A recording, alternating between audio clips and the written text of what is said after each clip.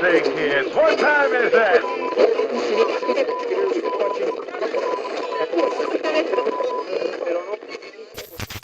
Hey, it's Edson at GeekTime TV, and the comic book resurrection is at hand.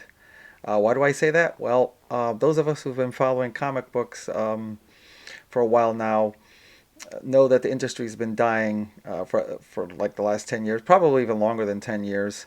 Um, I think it all started when Marvel and DC decided to hand their titles off to not actual writers, not artists, not creators, but activists.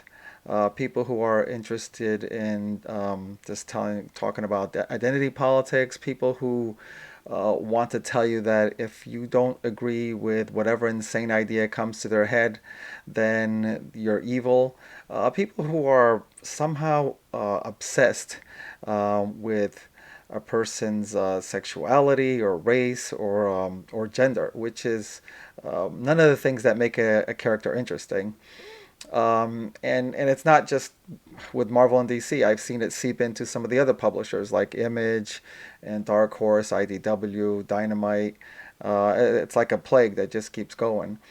And this, understandably, has left quite a void where comic book readers, myself included, are starving for good stories.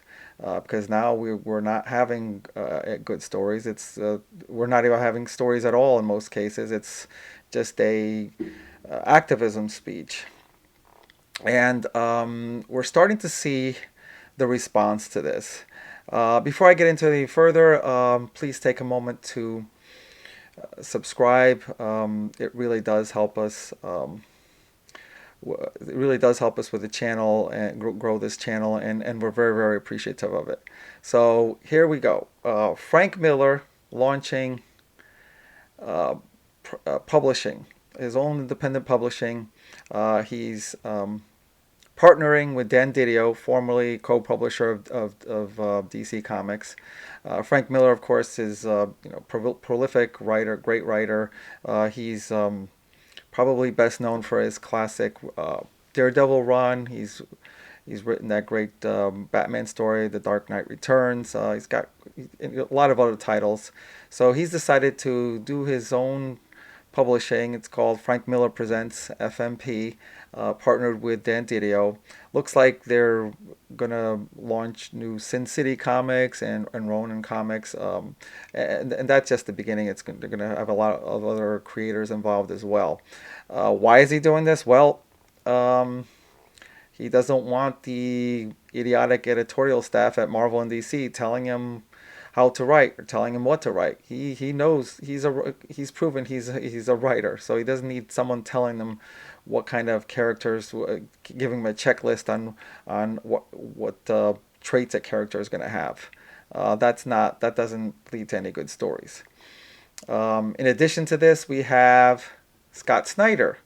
Now he launched this probably about a year ago, Best Jackets Press, his own comic imprint, to make his own created titles. Now, he had a really great Batman run at DC, followed by a Justice League run, but now he wants to write his own stories. Of course, he doesn't want to. Again, another one. He doesn't want publishers or editors to be telling him what to write and how to write. He knows how to write. He just wants to be able to tell his own stories without any kind of like anybody looking over him and telling him what to do. He's now has his own creator-owned titles that are starting, and he is looks like he's going to. He did sign a distribution deal with Cosmicology Originals and Dark Horse Comics. Now, the difference is he is publishing through them, but he's keeping all the intellectual properties. He's No one's telling him what to do. He's keeping all the creative power over all these. They're just publishing it. No one's telling him which stories to write. He has full control. We also have Matt Kind. Now, we've talked about Matt Kind on this channel because he's the co-writer of the Berserker series with Keanu Reeves. We've done some reviews on that. He's now created his own imprint, comics imprint called Flux House. And his first, it looks like his first title is going to be called Mind Management Bootleg. It's a miniseries. Go check that out. We also have James Tynion the fourth. Now, James Tynion did his own, also did a run on Batman, a really good Batman run last year, or ended last year. And the reason why it ended last year is because as soon as he was done with the initial run of the main Batman title with DC offered him an exclusive 3-year contract, an extension, to stay on the Batman title for 3 years. You would think having an exclusive 3 years working on what is the most popular comic book title out there, the main Batman title, for 3 years, guaranteed work for the next 3 years on this title would be a no-brainer, right? Nope. James turned it down. He left DC to do his own creator-owned work. He's now started Tiny Onion Studios. Tiny Onion is a play on his last name, Tynion, Tiny Onion, and he's now writing all his own stories. Nobody looking over his shoulder, telling him what kind of stories to write, what kind of characters to write. He's got Something's Killing the Children over at Boom Studios, published through Boom Studios. He got Department of Truth, published through Image. He's got Nice House on the Lake, published through DC Black Label. And again, the difference is he has full control over these stories. These companies are just publishing it. They're lucky that he's going to them to publish them, and he's got full control. They're not telling him what to write, how to write, or anything like that. Something's Killing the Children. I've been reading this title since the beginning. I love it. People always talk about how we need more strong female characters. Well, Erica Slaughter is the character that carries this title. It's now on this 24th or 25th issue, and I don't know anything about Erica Slaughter's sexual preferences. I don't need to know about her sexual preferences. It's not. There's no point to it. That's not what makes the story interesting. That's not what makes her interesting.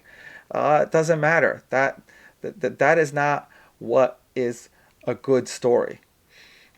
Then we have what the ultimate. Now we go to the ultimate. With the ultimate example of the resurrection of comics, and that is the Ripperverse. Here we have Eric July's first comic. Now, Eric July's been talking about the demise of the comic book industry for years now. And he finally decided he's going to do something about it. He's going to do something to fill the void left by Marvel and DC because comic book readers have been starving for good stories. And along now with Frank Miller, Scott Snyder, Matt Kind, James Tynion. Now we have Eric July, and we all knew maybe it was a year ago or longer, when Eric July announced that he was going to make his own shared comic book universe called the Ripperverse, and he was going to write those stories. We all knew he was going to be successful. I mean, all of us who have listened to Eric July, we know he's a very talented guy. He's been a success in the music industry. He's a great speaker. He's very articulate. He's interesting. He's intelligent. And probably the most important is he's honest. I mean, whether you believe, whether you agree with his views, whether you disagree, you're getting the real thing with Eric July. He's not a phony. He's honest in everything he says, and whatever he says is he stands behind it, which is it's become a little bit of a rare thing in the entertainment industry. So he invested his own money. He wrote his first comic book called here ISOM #1. He invested his own money in having an artist draw the comic. He an inker, letterer, um, the marketing, the printing, all of his own money because he wanted to have this all ready for to go on sale. And no one, I don't think, including Eric, would have thought that he would have had this tremendous success on this his first comic. As he started his campaign to sell this comic, this is now the 13th day, and he's at $3,150,000. It's absolutely phenomenal. It's unheard of. It's amazing and counting. He's gonna keep going higher and higher because this is the amount the confidence that we all have that he's gonna put out a great product. It's just absolutely phenomenal, and of course, with this type of success is going to come, you're going to have all the naysayers out there, people who want to cut him down. They're, I don't know, jealous or I don't know why. I mean, I don't see how you can have any kind of criticisms at this point. I mean, he hasn't actually sent out the books yet. You don't know what the story is. So how can you criticize something you haven't read yet? I mean, we're on this channel. We're gonna read this story and we're gonna give our honest review on it. But how can you criticize something that you haven't had a chance to even look at? So it's crazy the criticisms he's getting. He's even had someone call him racist, which is like the most idiotic, unbelievable thing you can say. You can call someone who's black and whose main character in his story is a black man. I mean, it's unbelievable what these people are. These I don't know. I call them nuts to criticize him. And recently, we've also learned, and Eric has a video on this. I encourage you to go see it. Is that PayPal, which has been used by some of his customers to pre-order this comic, he's not seeing any of that money. Uh, Good, honest customers want to pay Eric for this comic book, and because they use PayPal, now PayPal is holding Eric's money. It's unbelievable. I don't understand. I don't understand what the reasoning behind this is. I mean, it's not their money; it's Eric's money. We're paying Eric for his comic book, and he's shown us that he doesn't have access to it. Hopefully, by the time this video comes out, they'll PayPal will have some sense and finally release the money to him. But I don't know. I have no idea why. I honestly hope that it's not some kind of petty reason like people over at PayPal don't agree with Eric's politics or some petty stuff like that. I really hope that that's not the reason because that would be very, very stupid of PayPal to jeopardize their business that way. I've already heard quite a few people who have closed their PayPal accounts from just because of what they're doing here, not releasing his money. And Eric has assured us that classy guy that he is, he's assured all his customers that they will receive their product, their comic book, even the ones who pay through PayPal. The money he's not seeing, I think it's like about 30% of the orders came through PayPal, which it's like probably over $1 million that they're holding away from him, and which I can't believe. It's unbelievable. But he has assured us that he will still send us the books, even the customers who paid through PayPal, because he's a classic guy, and his number one priority, Eric's number one priority is to his customers, and that's how you have this tremendous amount of success, because he's that type of guy, and this is only the beginning for him. I congratulate him on his tremendous success. This is the first of many that we're going to see from the Ripperverse. I'm sure they're all going to be. He's just going to have a tremendous success in this business, and I'm so excited to be part of this. Not to. I'm excited for this renaissance of comic books. Now that people have decided to just stop having these stupid companies tell them what to do. They know how to do their jobs. They know how to write. Stop having these stupid companies like inject their politics and their crappy stories on them. So we're gonna have this great rejuvenation of comic books, and it's going to be without Marvel and DC, and I'm glad for it. Please leave me a comment on what you think, and I thank you for watching, and I'll talk to you soon. If you enjoyed this video, please give us a thumbs up below.